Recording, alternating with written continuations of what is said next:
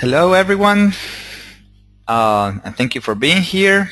This is Eddie Polina, and we'll be hosting today the last presentation for this initial course, GIS for Agriculture 1, where we'll be reviewing how do we apply these technologies in crop management. You have gone through very initial steps, just setting up the farm, the fields, the crops, using some web-based tools like Farm 360 and some desktop tools like GIS. Hopefully you had a good experience, and if not, of course, contact us right away and we'll work it out. But the idea was to go through the first steps. The idea today is to give an overview of how we can apply all this initial technology, but all of the technology that we can put on top, all the information that we can integrate, and depending on our activity, if we're a producer, a consultant, crop input provider. So these are the topics for today. We'll be reviewing very briefly the idea of the role of this technology in agriculture. And then we'll be reviewing how this applies to three main areas, how this impacts the consulting model.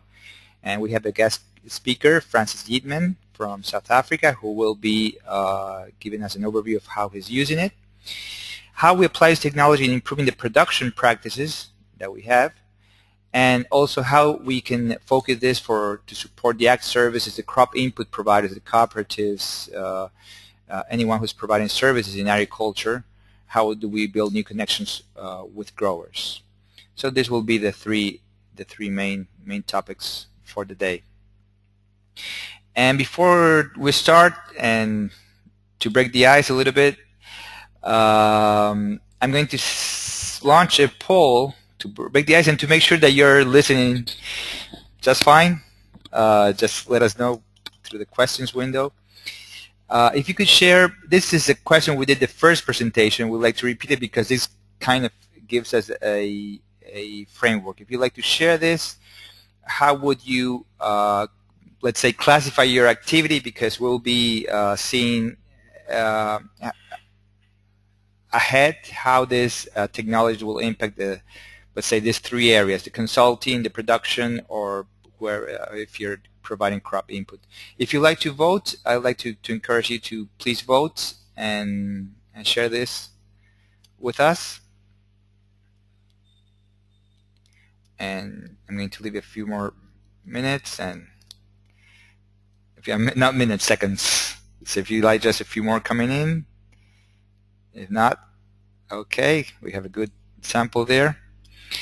So we have crop input. We have a majority of consultants and also good. And I'm going to send a chat if you want mind to.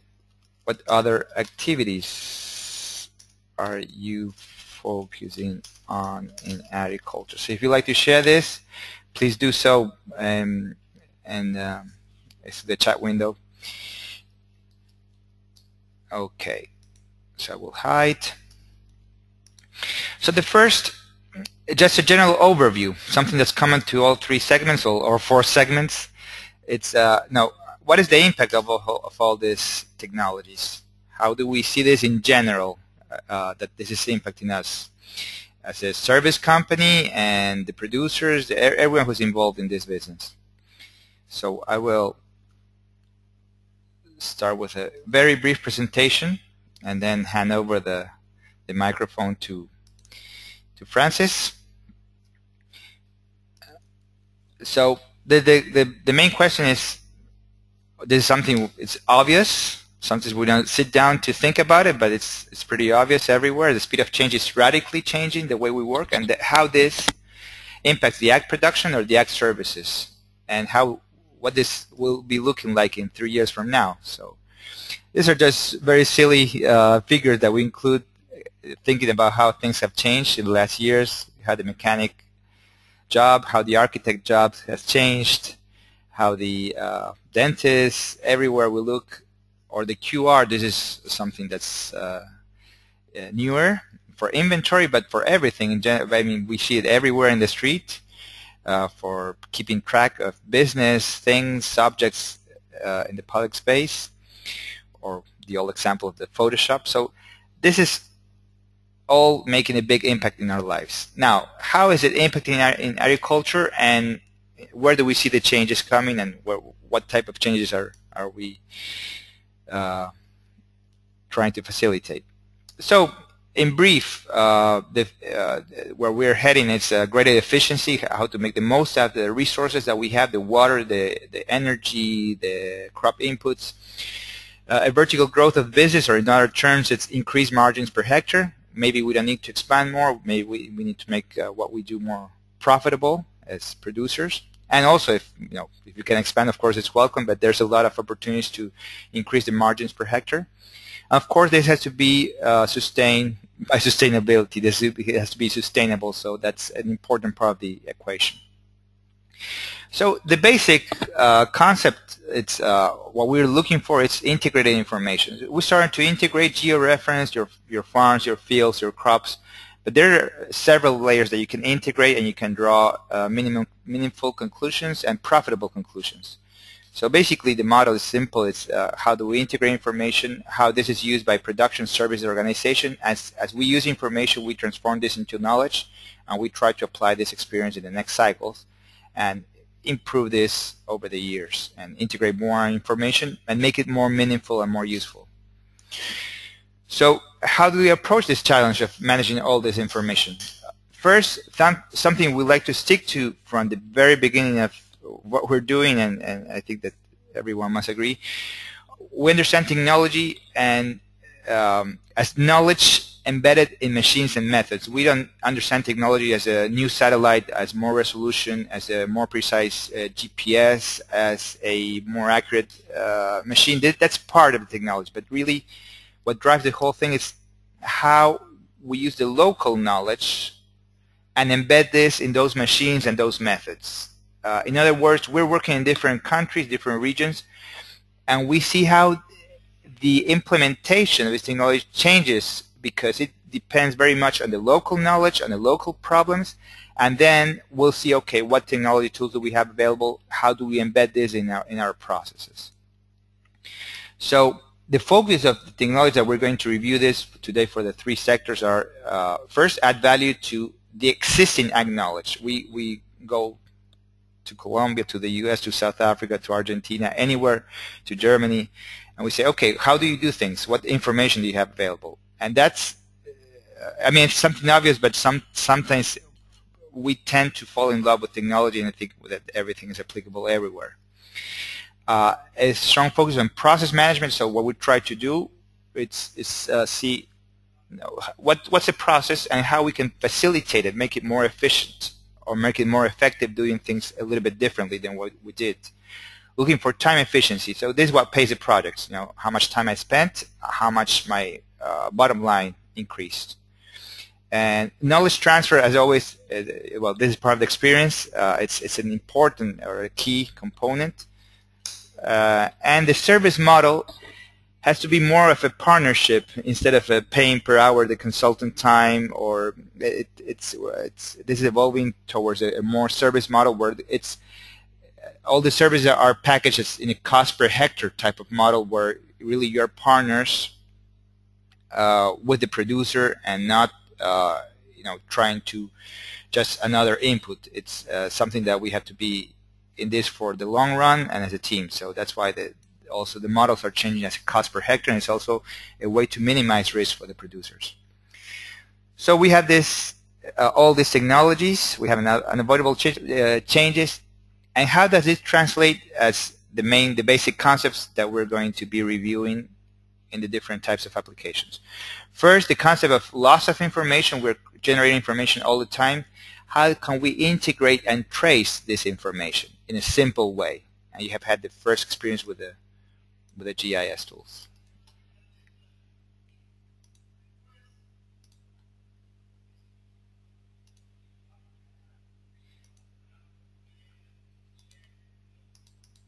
Okay, there's a question. If I'm showing the screen, do you? Oh, sorry. I was. Yes, I didn't have the screen on. So sorry about that, but basically it was mainly conceptual. So we'll have the more graphic part coming up. So sorry, my apologies for that. So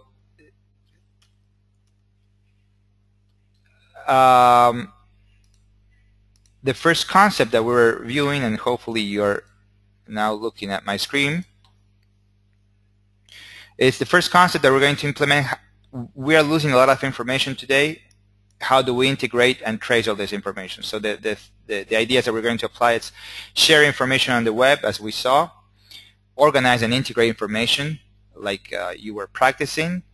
Data analysis, after you start integrating data, you'll start getting meaningful results from there. That can be just very simple spreadsheets, just a balance of anything that you do in the field, or just keeping track of how much crop input you spent. Or maybe go to more sophisticated analysis, and we'll see that as we go, getting into geostatistics or creating maps based on the integration of information. Measure everything to improve. And these simple things, we're not talking about precision agriculture yet, can have a big leap in added value. So the other question is, how do we manage the variability we see in the fields? There's a lot of opportunity for improvement. And the model there is going from managing by average, by field, to managing by zones. And what we try to do, and we'll get in more detail, is try to establish cycles every crop season, where we have different layers of information. We have partial reports and everything going to a central database, so you can have the meaningful reports at the end of the season, mainly the profit per hectare, but you could have many other reports as you integrate information. So you try to establish continuous cycles.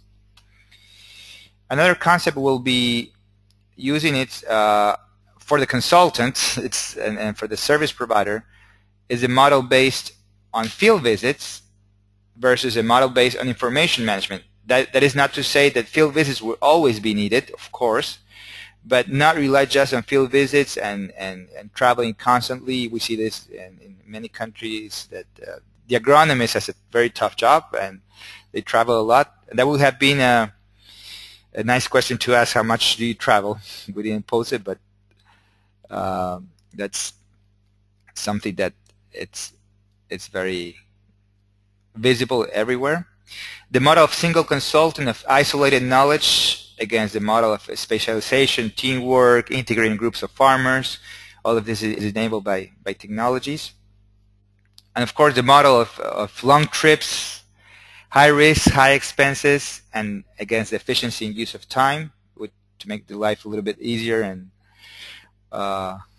make a better use of time. And with all these tools, this is just one example. We have people from US, Argentina, Africa, and other countries. I mean, South Africa, Zambia, and other countries. And this is what all this technology is: the online learning, having the information accessible from the field, generating reports automatically. So it's always a struggle against time and making the most efficient use of time. So we go back to the first question, and we're going to be reviewing 3 experiences from the consultant side, from the producer side, and from the crop input provider side. So first, I'd just like to quickly introduce to Francis. He's a crop consultant, regional partner of GeoAgro. We're working with Francis in South Africa. He has a lot of experience. He's not that old, but he has a lot of experience as a farmer and as a consultant. And now he's both leading the deployment of GeoAgro's technology in the region. We're using remote sensing, productivity maps, site-specific management, and this is supporting his existing business of as a consultant, making fertilizer recommendations in different areas and different crops in South Africa and neighboring countries. So with that, I'd like to say thank you, Francis, and I'm going to switch the screen so you can share with us your experience so far. Thank you. Is everyone listening well, seeing well? Just raise your hands or just let us know through the questions window. Ed, you can hear me? Yes, I can hear you well. So have you got my screen there? Yes, and we see your landscape there. Okay, let me just try and okay, so hang on, I've got to sort that out. Okay, can you hear me there, Ed? Quickly, yes, very clear. Ed, you there? Yes, yes, I hear very clearly, and you can go ahead. Good afternoon, everyone. What I'm going to present is how I'm using GeoAgro as a tool to improve yield and reduce costs using the productivity maps.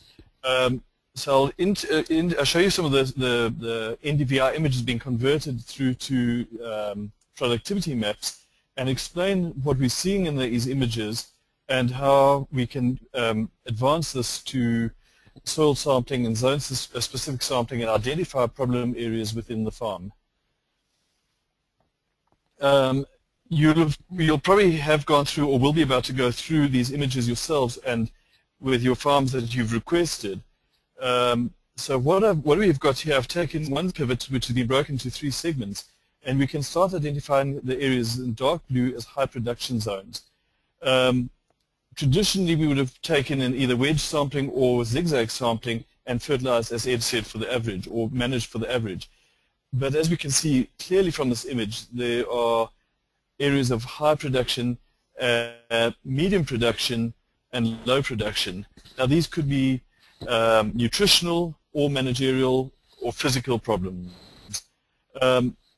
Looking at the causes could be shallow or soil depth, shallow or deep soils, waterlogging, poor drainage, poor irrigation scheduling, under or over irrigating, poor irrigation pump pressure, soil compaction, saline sodic soils, effect of wind or weather on the stray drift.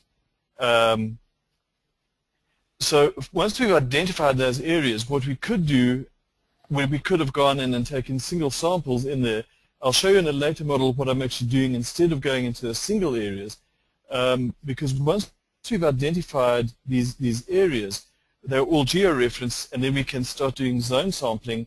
And what I have started doing is composite sample of the zone, which I'll show a little bit later. Another tool that we're using is once we've identified these areas, would be going in and doing soil profiles, seeing that whether it's a shallow soil or waterlogging, what the problems would be.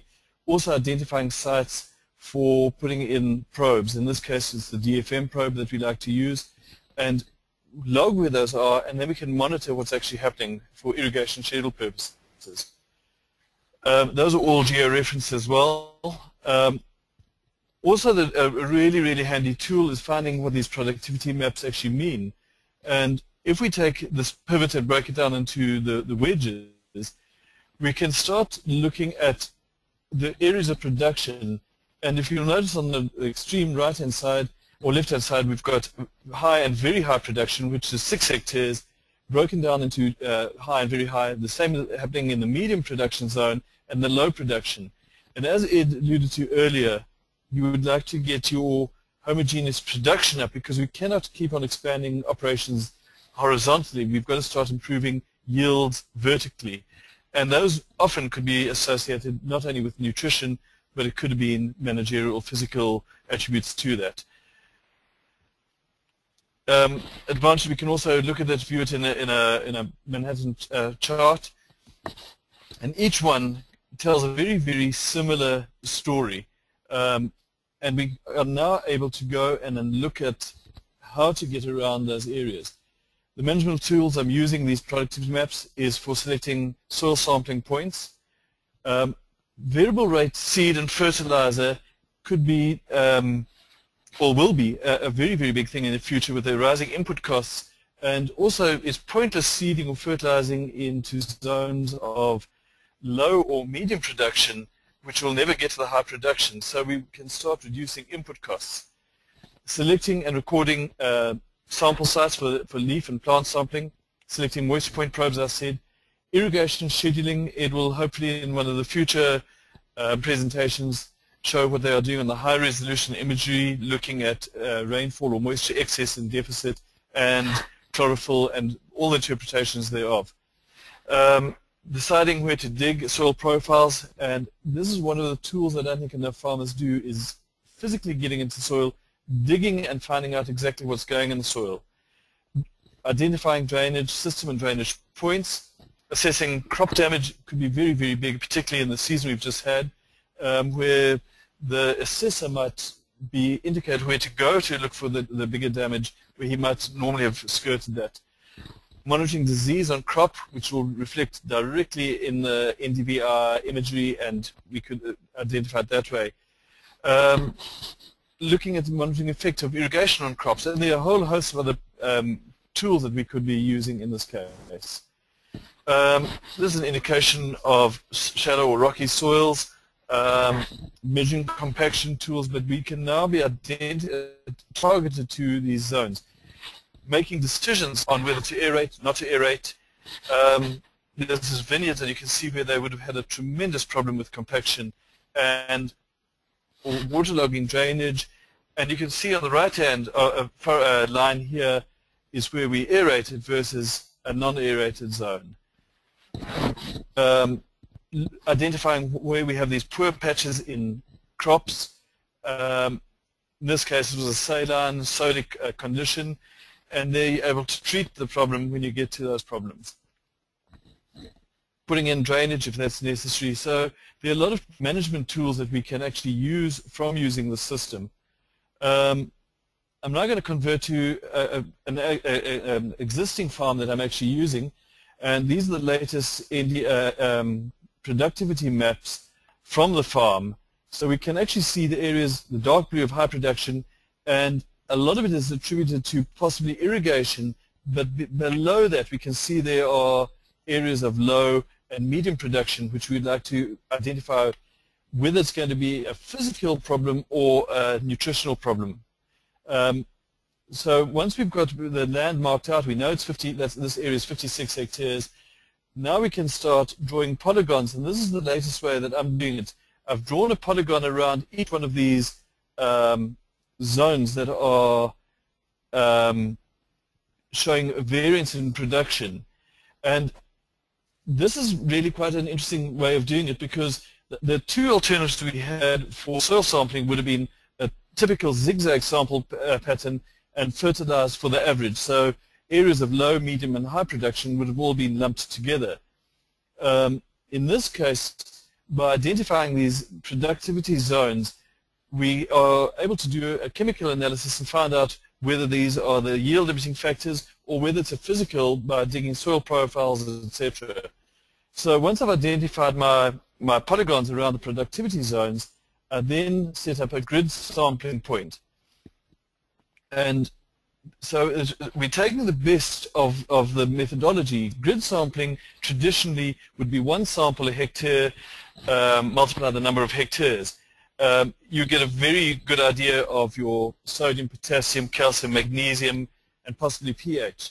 The cost of running a full analysis on 48 sample points, as in this sample, is prohibitively expensive. So farmers then start shying away from doing annual soil sampling. So they sample once a year or once every 3 years in most cases because of the cost is too high. But putting these productivity zones together and making composite samples of these points within a productivity zone, we can reduce this 56 hectares down to 7 sample sites as I've identified here. In this case, if we were looking at this one, sample points 8, 17, 1, 9, 2, 3, and 4 would go into sample packet 5. This way we can then see whether we can eliminate the variance due to nutrition, and that's, we can then go and see if it's not nutrition, then we must go and look at it, see if it is a physical attribute, shallow soil, a waterlogged soil, or whatever the other factors are involved in this case. The interesting part is I traditionally don't like to do more than 5 hectares in any sort of sample, but this way we've actually worked out that if I look at these, they vary from about 3 hectares, or 1 hectare is the smallest. This is the one in the corner, which we knew from previous experience was a saline area that we were getting tremendous buildup of salinity here. So we've sampled that one separately to see whether we've managed to address that problem. But the rest of these we can now lump together, and if we look at this one here, we can go into our sample and you will see that on that sample point is actually representing 14 hectares. If a person was being a bit pedantic, they could have broken it down into 3 sections, but I honestly don't believe that is absolutely necessary.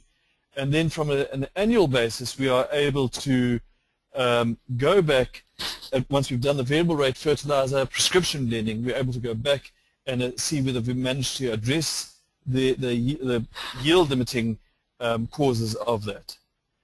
I don't know if there are any questions at this stage. Ed?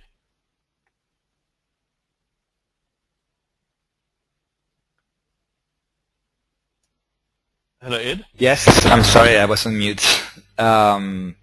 No questions. Okay. No, not so far. Just wondering if there are any questions out there. Yes, I'll let you know, but no. I think that is more or less the way that I would like to show how I'm using it, is to try and identify the nutritional and physical attributes could be for yield. At this stage, we are then able to bring in import yield monitor data from the combines, etc., to validate what we're finding in the infield. Okay, great. Yes, yeah. I think it's a very practical example of how this technology may apply, and I will be doing a quick overview of all the different technologies. But this, in particular, these productivity maps have been very quick starters in, for instance, locations that soil sampling has a high cost associated. And in the U.S., there may be more trend towards grid sampling because the costs are lower or much lower. But nevertheless, the productivity maps are just another tool that helps us understand variability and get started quickly with precision farming. Right. I don't know, there are no questions. There are a few maybe that would like to share some thoughts that have raised their hands. I don't know, Vic or Amanda, if I'm going to unmute, and if you like to, because I see your hand raised. Amanda, do you have any? Hello there. Hi, how are you? Very well, thank you. How are you? I see your hand is raised. I was wondering if you had any questions or would like to share any comments. No, actually, I wanted to voice out that the first part of your presentation wasn't showing on the screen, but I think you realized that and put it on. Yes, yes. Well, thank you. Okay, that's fine. Okay, I'll mute again just for the background noise. All right. Thank Amanda, you. Amanda, Yes. you there? Yes, Francis, I'm there. Your Nacella samples are at the laboratory. We have got those. Yes, but how come they came in with the batch that you received just recently? I don't know why it's taking such a long time for them to Yeah. I process just got those. notification. Are they done I already? just got notification today. I haven't got them. They've just sent me an email to say that they are there, so they're obviously working through them. But I'll keep in touch with you on that. Okay, because I wanted to do a bulk order of everything that has to be done, and the first, I think we're starting our applications early May. So I should be well, done. I'll chase them up. I'll phone you tomorrow and keep in touch with you on that. All right, thanks, Francis. Thanks, Amanda. All right. Thank you, Amanda. There's a question about what will be the quickest way of soil sampling.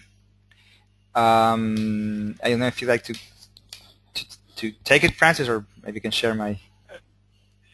What I would personally, in this case, we've identified 7 productivity zones that I would like to sample separately. Possibly the best way would be, in this case, would be on a quad with 7 little buckets, and then we've identified the sample numbers that will go into a particular bucket. So the bloke would be driving down, because it's set out in a grid sampling pattern. He can go from east to west and then down west to east and just carry on down until all the samples are done, just remembering which samples would go into which bucket. That is probably the quickest way.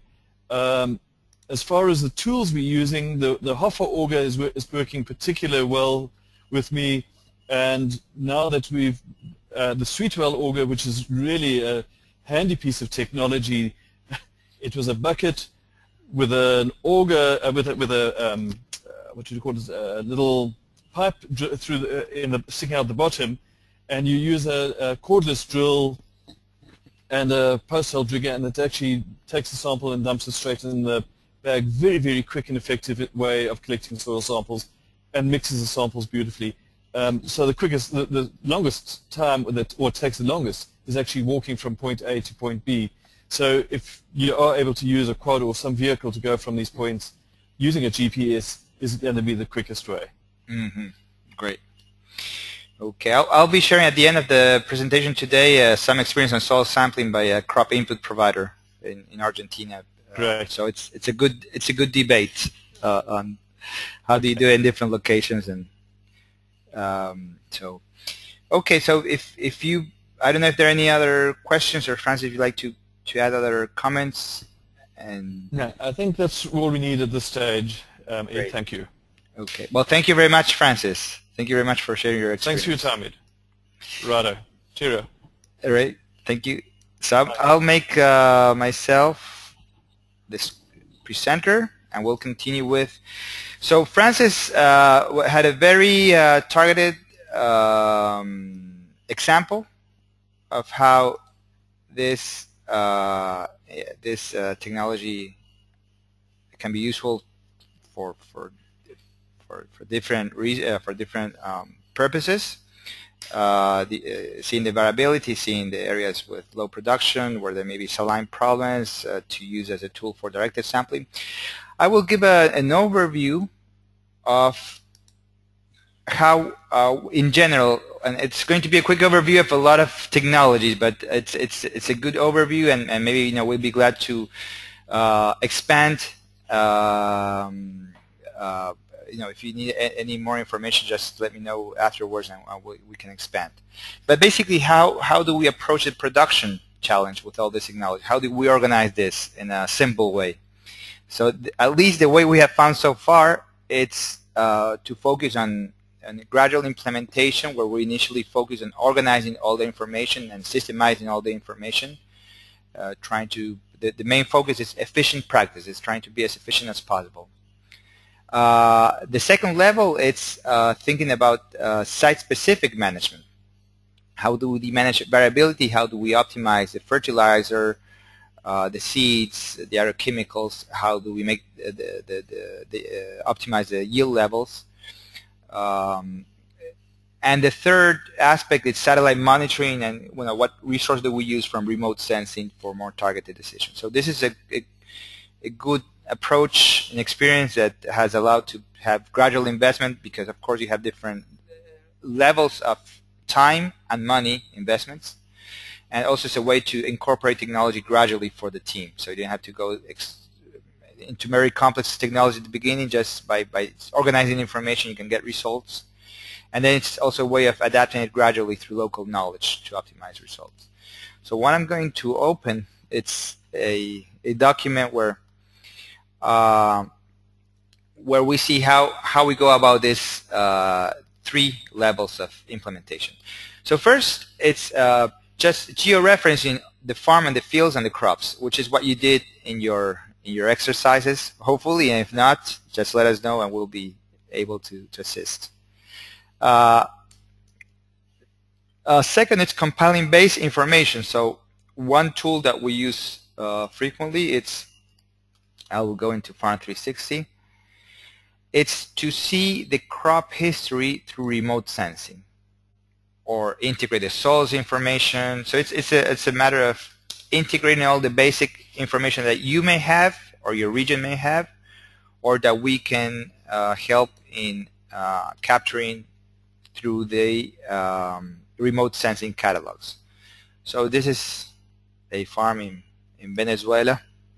Just an example because it's fairly recent. So there we capture the NDVI for different years, and by knowing what the crop rotation and what might have been the issues in each year, we can draw some initial conclusions. So I'm going to turn off some initial conclusions on where there might have been issues in production drainage problems or nutrition levels. So just it's a matter of going back in time.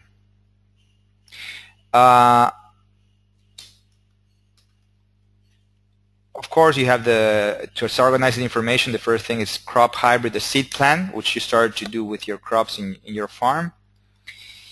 Something very important, and we realize in Argentina the marginal areas need irrigation.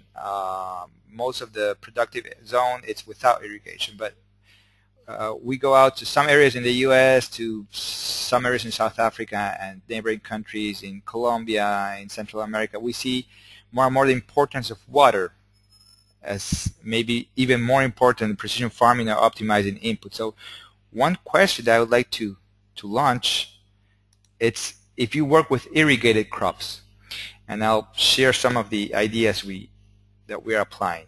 If you could share that, that would be very interesting to know, because that also helps us, everyone, know if it's something that's critical or not. If you like to share that, it's always interesting to know from the different locations that you're joining us from. So if just one few more votes, and we'll close it. Okay. So I'm going to share this. So we see that 30% is all irrigated, 25% is mostly irrigated. So it's 63%, 2/3 that are irrigated. And this is something that we can look in more detail as we start working in different regions. Water is number one, depending on if it's irrigated. And what we do is based. There are a number of factors that are taken into account that we can see in detail, but the end result is to have based on the crop, based on type of crop, type of soils, on the precipitation records, on the irrigation records, and evapotranspiration and other parameters are captured through satellite. It's a balanced methodology. It's methodology to do a balance of available water, and we have in red the withering point, in blue the field capacity, and in black is what we monitor where we establish these systems using global weather data or local weather data. Of course, the more local, the more precise. So that's something very, very important in organizing the information. Another important aspect, it's georeference records of visits and samplings, and I'm going to make a quick example here. So one of the things that we're going to use it for, okay, I have just a productivity map I was looking for.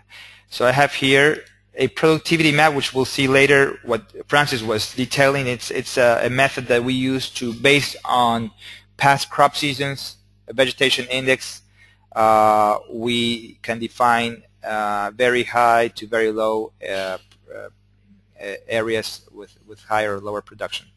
So I'm just going to, so this is part of the tool that you have downloaded in module 2. It's GeoArgo GIS. It's a desktop tool, and I'm going to, so these are things that you can try if you follow the tutorials or you join us in the next courses. So I'm going to take some soil samples, or maybe a field visit, or, well, in this case soil samples would make more sense. I'm going to say in the sampling group, I'm going to say I'm going to use a predefined data structure. So as you start organizing your information, you will start, so I'm going to say sampling lab results. So there you have some parameters: phosphorus, potassium, pH, organic matter. So there, what I would do is say, okay, this is a sampling, this is the soil samplings layer, and I'm going to create, based on this productivity map, what Francis was just describing in his farm. So maybe I will do some directed sampling. And then I will download this to the GPS module, where I'm going to take from the GIS into the GPS. So I would, if in a real condition, I would have number the points and say, okay, so these are the points that I just created in the GIS. And then these points will be, if I had a GPS connected, I would connect and just download. So one of the important use that we see, it's a georeference record of visits and samplings. And this would be a GPS, just like what I showed, or would also be a tablet or smartphone that you would have the boundaries. If you have a GPS, you would see your location, and then you could take some samples with attributes for different purposes. It could be seed count, drainage issues, yield control, pest, crop stress, any type of field collected type of information. So I'm going to use the opportunity to, and this, the way we have thought of this type of service is that is to go along with you in the process of incorporating this technology and give you the opportunity to try it in your farm. So you'll see if you go to training, and we'll send these links afterwards. On May 7th, there will be, the next course will be about collecting data from the field. So you're all invited to, so this is May 7th. So if you like to with this farm that you created, if you like to start taking samples, that would be a good way to go. And in this course, we're also going to include NDVI, or vegetation index, so you can know your field. You know your field very well, but I mean, you can see what you see from the remote sensing and see and detect problem areas. And use this as a basis for going out to the field. So with that,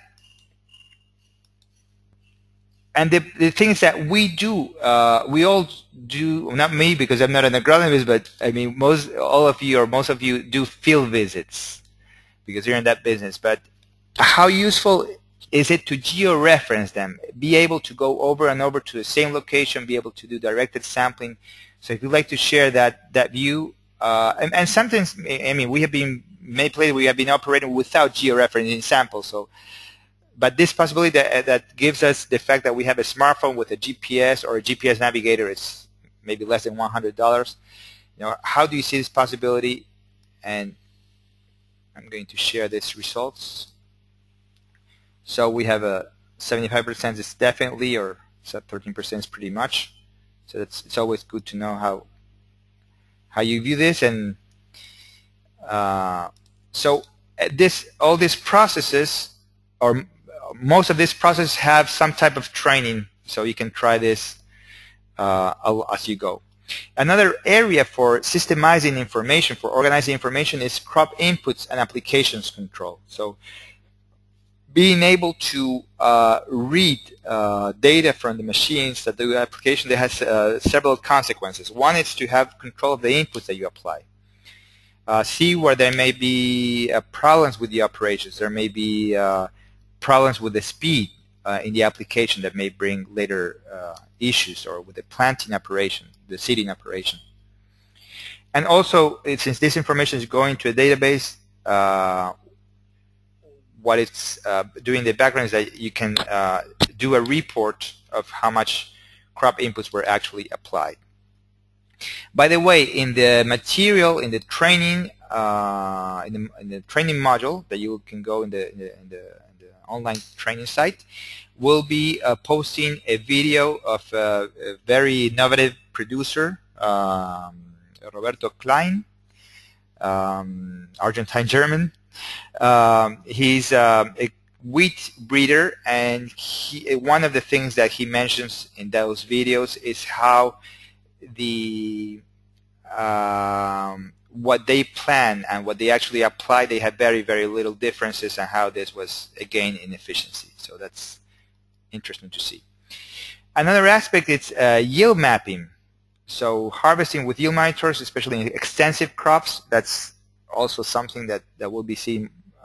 We're seeing more and more. We see a lot of yield monitors. Sometimes they don't have the GPS connected. Sometimes they're not correctly calibrated, and sometimes they are not. Maybe the data is not analyzed. So, and I don't have a question for this, but if that would be another interesting question. Now, if you're using yield monitors, and that's something that's an underutilized technology that we see as well, and what we try to do is facilitate the processing of that data as part of the implementation process, and to take that complexity out of that. It's something, you see more and more integrated machines. You see maybe the washing machine will talk with the refrigerator one day if we continue this path. But in the farm business, there's a lot of technology that's there that's not actually used.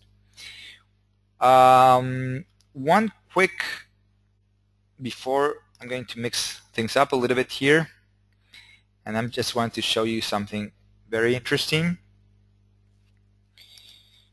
which is when you go into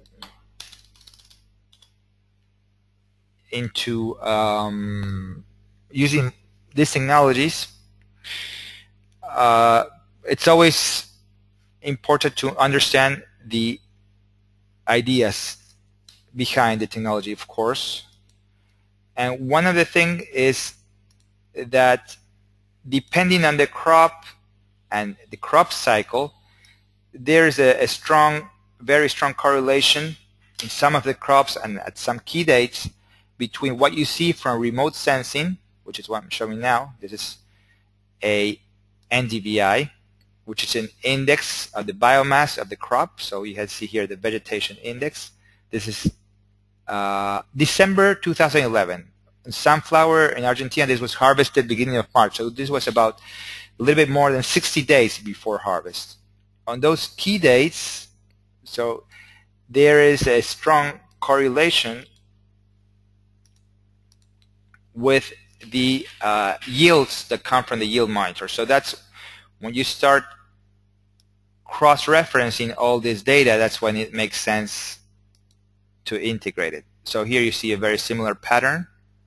And also, it is based on this principle, we build the productivity maps that Francis was showing. So based on the crop history and remote sensing on key dates, we establish some patterns of high and lower yield areas or productivity areas. And also, this is a principle that we use to estimate yields. So that's how all of this comes together. So going to number 2, site-specific management. So what would we do in that area? So site-specific management, one of the main tools that we use are these productivity maps that Francis was showing for directed sampling to see the variability of the fields. And we'll send a little bit more information on the training material so you have a chance to maybe have a look of how they are used to recognize variability and some of the principles behind. So you have some material if you'd like to expand on that. So this is basically a map based on remote sensing that gives us an idea of high and lower yield areas. In areas where you have, this can be used in combination with grid sampling, or you just use grid sampling as a way of, or you could use an electrical conductivity sensor like the VERIS sensor. You could use NSeeker in some research station, but the idea is always to identify the variability. That's the starting point for site-specific management, of course. Then the starting point also is the producer and agronomist knowledge, who with this background information, they go to the field and they may characterize its zones. They may take soil sampling, leaf sampling. And based on those conclusions, then we can have seed recommendations with variable rate. Another technology we use is evaluating population through remote sensing after emergence of the crop. So I'm just doing a quick overview, and of course, we are ready to answer all the questions in case, depending on your local conditions, different applications may be critical. Evaluation of pests and diseases, again, we use the georeference sampling. We can use imagery as support. We can use the weather data also to see where those times of the year where we have more tendency to pests and diseases. Then fertilization strategy is something we see in wheat, in corn, sugarcane, well, in any crop in general, but especially critical in those crops where we have in-season fertilization, where we could, based on the variability, we also use a variable rate approach. All the aspects of calibrating the applicators are very, very important. Of course, field tests is something that we would use for optimizing, and the yield estimation based on remote sensing that I was mentioning before.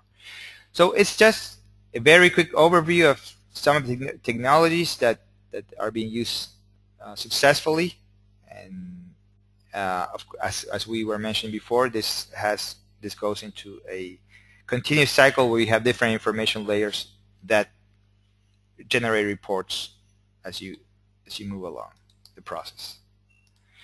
So, oops.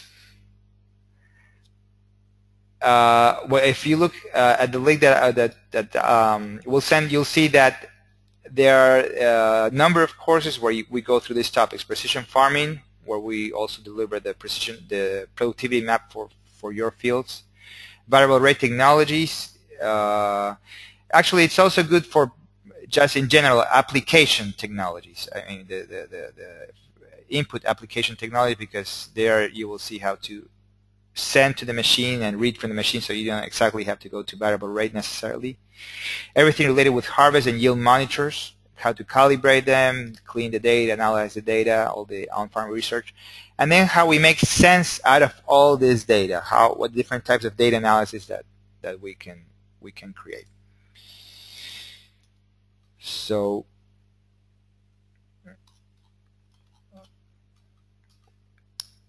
the three levels are organizing the information, doing more site-specific variable rate applications, and then satellite monitoring.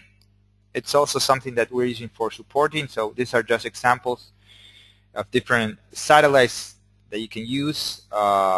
This is 22-meter resolution. This is 5-meter resolution, so you have different levels of detail and cost, of course. This is a free resource. This is Landsat satellite with 30-meter resolution.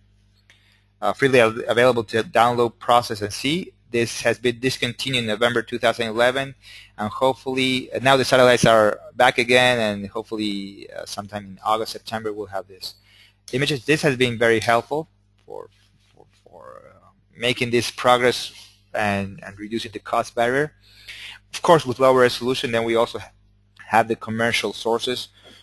So you use, everything has a cost and a benefit. And if you use multispectral, this is very high resolution at 2 meter. You can see a lot of things about even population or something to support your fertilizer strategies or to support crop and diseases scouting with this high resolution.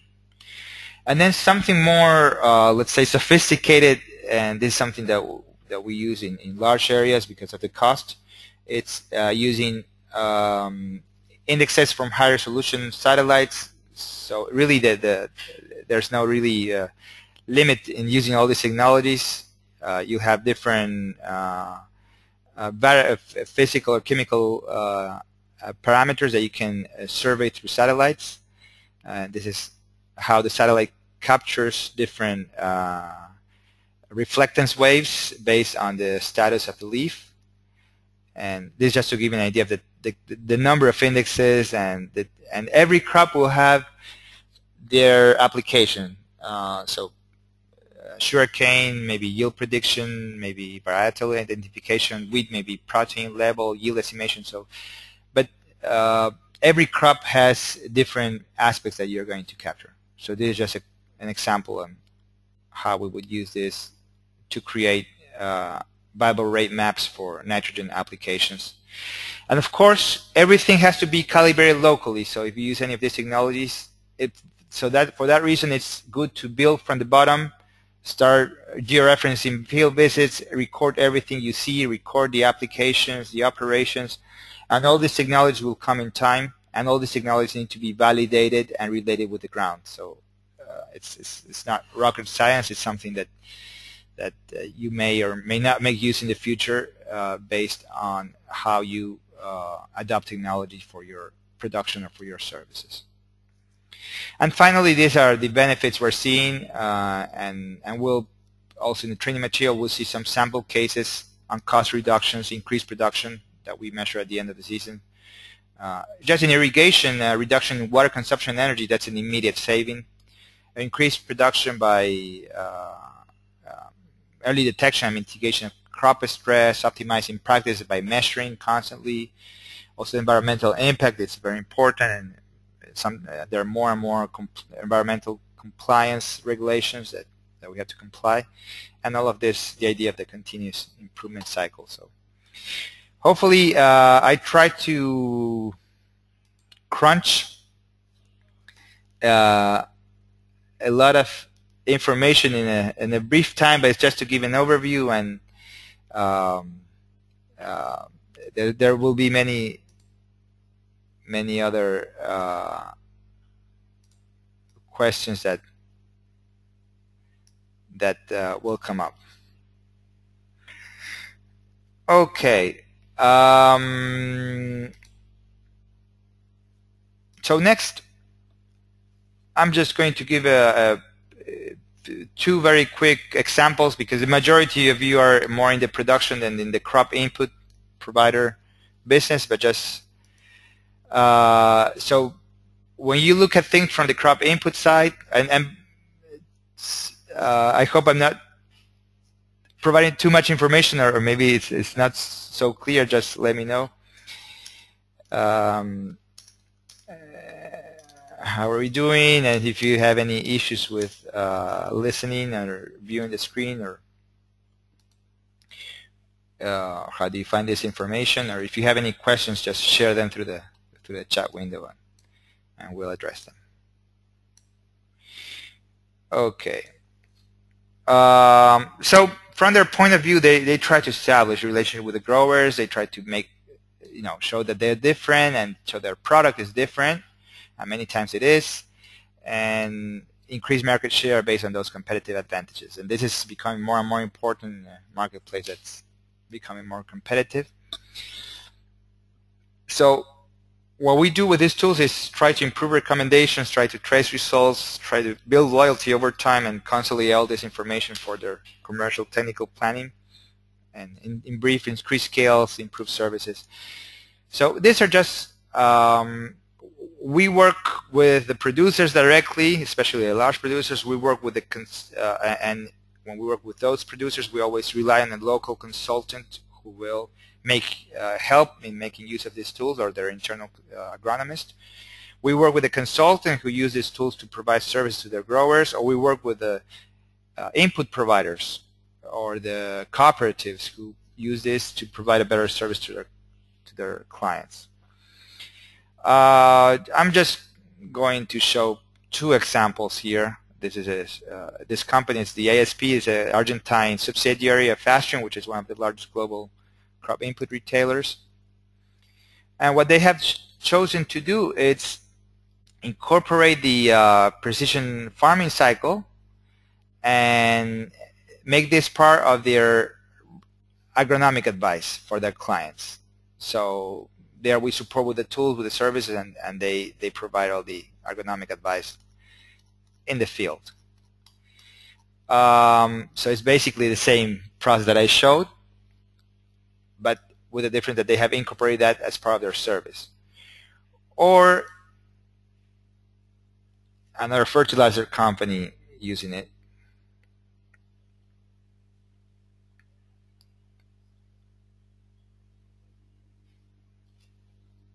It's coming up,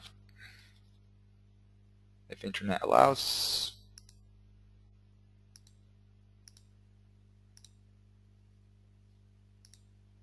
So they use it as an ag diagnosis service, and this going back to they're using this just like Francis, a tool to identify zones, support for making decisions, So to see where the producer is standing, how to maximize their potential.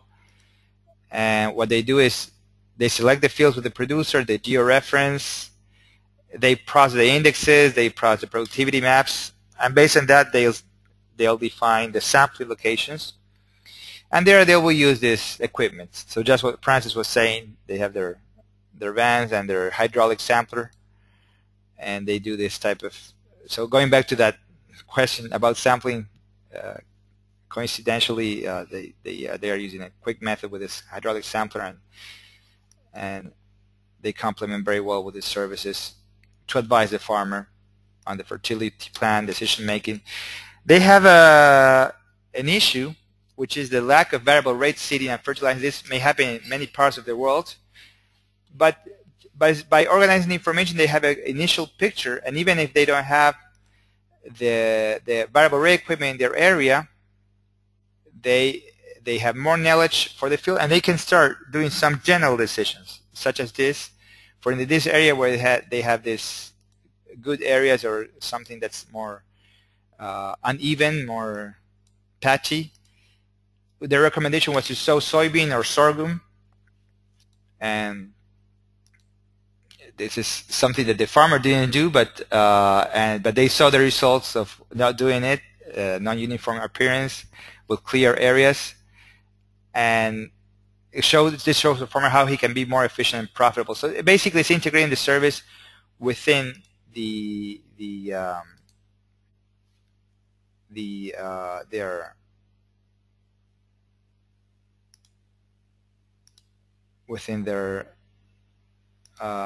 within their service to recommend farmers. Or for instance, seed providers are using this KWS. It's a German company, and they're using this based on the productivity map. They're using it to recommend different types of hybrid, number of bags, and so on. So they are improving their recommendation to the farmer. I won't go much more in detail because of time, but there are a lot of interesting also with equipment companies, and there are different companies that use this as a way of improving their services. And going towards the end, and so we'll include more numbers, more experiences, more videos, so you can research on your own, see how this is helping in different contexts. And the final words for now, it's again, if you like to continue exploring these technologies, we have made the courses, we try to make them as affordable, low investment as possible, and as practical as possible, so you can use this in your own farm. So you have, let's say you have a yield monitor data from your farm, you can upload that in the yield monitor, in the yield data course. Or if you have a smartphone, you can use it with a GPS, you can use it in the GPS and the smartphone data collection course. So we'll send you the link to the next courses, and we hope to see you there so you can continue exploring the technologies. Then, if you're still having some issues, technical questions, please contact us right away at support@geoagro.com. We'll be happy to help. There are a couple of pending tickets there that we'll take care shortly, so we'll be doing a review. We want to make sure that you had a good experience. It's a very initial experience, but it's just, especially I remember more than 70% did not have any previous GIS experience. We want this experience to be as friendly and as useful as possible. So if you have any questions, we'll be in touch, and we're here to help. If you have any ideas for collaboration, if you like to use this as a consultant for your client, or if you're a producer who wants to see how, what we're trying to do is trying to establish a network of agronomists who use these tools and help their clients make their life easier for the growers, and try to improve their returns per hectare. So any ideas for collaboration, just let me know, and we'll be glad to help, or work together in your region. Or just drop an email every now and then, and we're always happy to exchange experiences and ideas. This is evolving very fast. This has evolved very, very fast in 1 year. Back February 2012, we started to use web GIS and central databases. There are a lot of technologies, unmanned aerial vehicles, high-resolution satellites, new ways to establish weather monitoring networks. There's several technologies that we're seeing every 2, 3, 6 months coming up, and what we're trying to do is keep pace and trying to make this as simple to use as possible. So with that, we hope to keep in touch. We hope that you have found this introduction useful, and we'd like to ask you one final question: is how useful was this learning experience? It was very useful. It was, maybe it needs more categories. If it's somehow useful, it was not much. Don't be. It's also fine if it's not much, because we always like to improve and to know what to do to make it better next time. So we're also just like you are trying to optimize production and services. We're trying to optimize or facilitate how we use all these technologies. And there are bumps every now and then. There are things that we need to improve, but hopefully we're in the right direction. So we look forward to continue to be in touch with you. We hope to see you in courses, next courses, or collaborate in your production or services business. So please keep in touch. We'll be posting this material later on today. This material and another material that hopefully you find it useful. And then there will be a very brief final survey and a certificate of completion. So if you have done the quizzes, participated in the forums, and fill out that brief survey, you can download that certificate of completion, and it's one step more in incorporating these technologies. And you're invited to the next course on May 7th, which we will be working with and playing with GPS, tablets, and smartphones. So we hope to see you there. So, well, thank you very much for taking the time for reviewing all this material, and we look forward to be in touch with you and opportunities for collaboration in the future. Thank you, and have a great day.